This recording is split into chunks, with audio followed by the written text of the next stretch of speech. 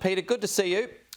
So Morning. You didn't call me Pietro. You called Tom Sino. Pietro, if you prefer. Pietro Khalil, good to see you.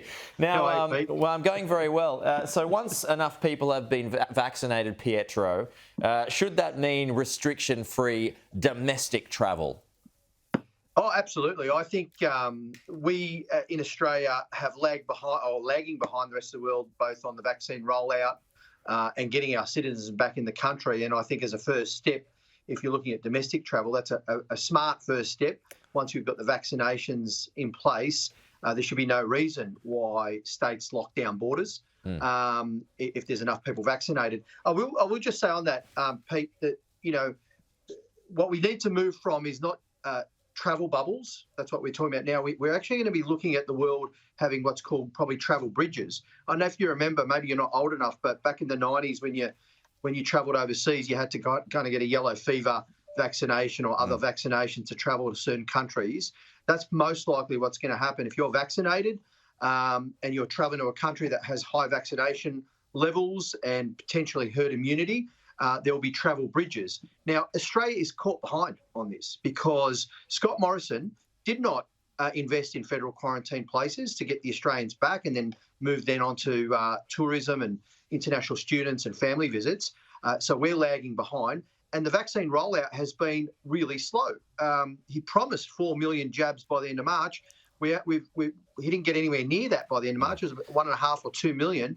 And we've just crept over 3 million. So this is holding us back. And I'm worried that when the world opens up, Australia is going to be left behind. OK, well, back on interstate travel, though, Gladys Berejiklian mentioned yesterday that once 5 million of the adults in New South Wales are vaccinated, and that's out of 6 million, then she says that we can look at opening up. So that's a rough estimate, over 80% of the adult population. So is that about right? Is that the figure, upwards of 80% when things can open up? I'd rely on the medical advice, Pete. If the medical advice is that a certain percentage of vaccination in a population gives you a degree of protection, then sure. I don't know whether it's 80%. I don't know where Gladys Berejiklian's getting her advice, probably from her chief health officer. But whatever the percentage is, that makes sense. And there would be no reason then, she's right. She's showing leadership on this as the New South Wales government, unlike the federal government. Give us a plan. The New South Wales government is asking the federal government, give us at least a timeline and plan. We're not saying open everything up now. We've got to do it safely. We're going to make sure we protect the gains that we've made. But there's been no plan. I mean, why did they, they've just bought Moderna now. Like the US made these contracts back in August last year. I've got to say, and I'm not Nostradamus on this, Pete. Many of us have said last year, why don't you buy up 6 or 7 different types of vaccines for contingency?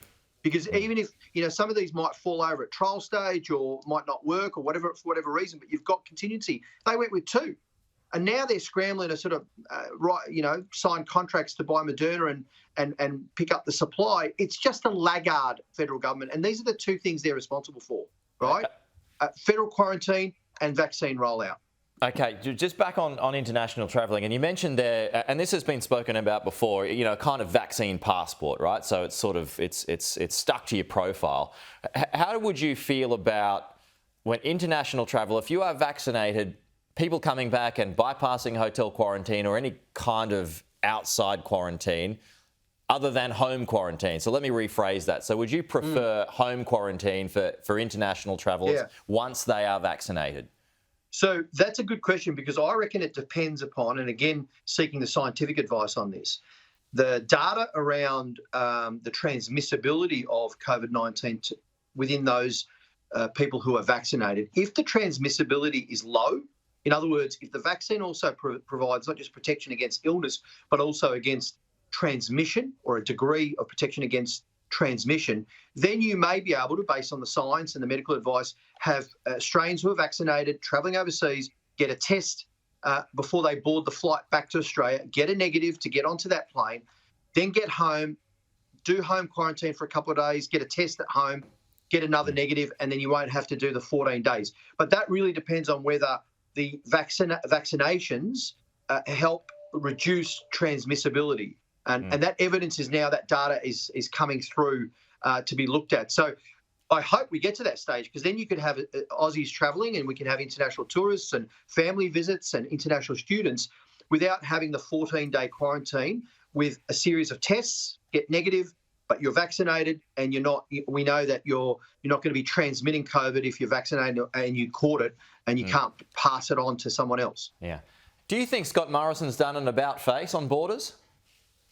I think they're all over the place. I don't know about face. They're just chasing their tail. He says one thing one day, Josh Frydenberg do you think he's changed his position, though? I mean, they were a bit more relaxed about it earlier on, and now it's very tough. And, if you think that's the case, then why? I think the answer to that is it's about politics for Scott Morrison. Always is, always has been. It's about whatever his focus groups tell him, whatever he thinks is popular. And this is, okay, you know what? We're all in politics, Pete, but there are certain things around national leadership and being Prime Minister of this country, which means you've got to lead. You've got to figure out what is the best in the national interest and do it even if it's not popular.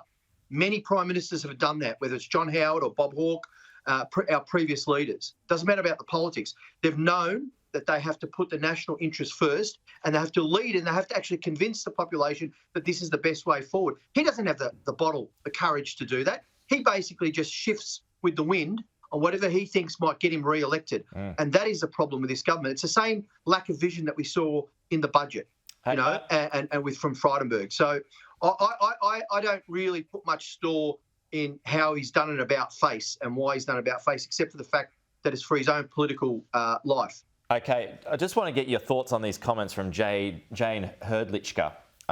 She mentioned yesterday, I mean, it's obviously in the airline's interest to get things going as soon as possible. They don't want to wait until the middle of next year, by the way. But she says some people may die, but it will be smaller than the flu. That's in reference to the fact that, we've got to live with it. We've got to get going with it. But, I mean, that particular line has caused a stir. We've got it up on the screen now. There it is there. What do you make of those comments? Well, two things. You're right. The first part is she's representing an airline and they have a sectional interest, if you like, obviously to get travel happening in both domestic and international travel. That's in their interest as an airline. So that's understandable. On the second part of her comment, I mean, she's calling out what is a reality. There are obviously death rates that are attached to influenza that have occurred in the past. I think the important thing is that, I know it's caused a bit of controversy, but we want people to get vaccinated, particularly the vulnerable members of our community against COVID-19 and the flu, to reduce the potential for that for those deaths to occur. And this is what disappoints me about the federal government. There was, I think, the reports that only 1,000 people who are disabled in home residential disability were actually vaccinated out of 26,000, and they're in the 1A category. Yeah. What's going on? Like, let's get it right. I mean, come on. Let's vaccinate the most vulnerable members of the community and get that rollout right. And I think I would encourage people to get the flu vaccine as well, because that's still going to come this winter. Yeah, just finally, Pete, I know, a potential tennis star in your younger days. Are you worried as a Victorian that you could lose the Australian Open because athletes don't want to deal with the quarantine? And the same for Formula One, also in Victoria, your home state? Oh, mate, I've got to tell you, I will do everything I can to make sure that the Aussie Open stays in Melbourne over 100 years, although there was a period where it was at White City in Sydney. John Alexander, who's my tennis partner, great champion, JA, was number 7 in the world. He'll probably try and pitch for it to go back to Sydney. So we're going to have a battle across the aisle on this one. But the tradition of the Australian Open in Melbourne and the importance of it for the state, I think, is critical for tourism, for our cultural life and so on.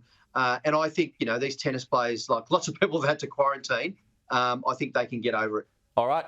Peter Khalil, Pietro Khalil, good to chat. Thanks, Pete. We'll talk to you soon.